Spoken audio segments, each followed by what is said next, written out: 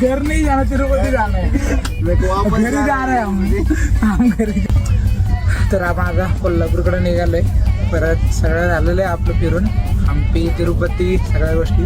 पोरं बघा किती इमोशनल झालेले आहेत. मारत झालेले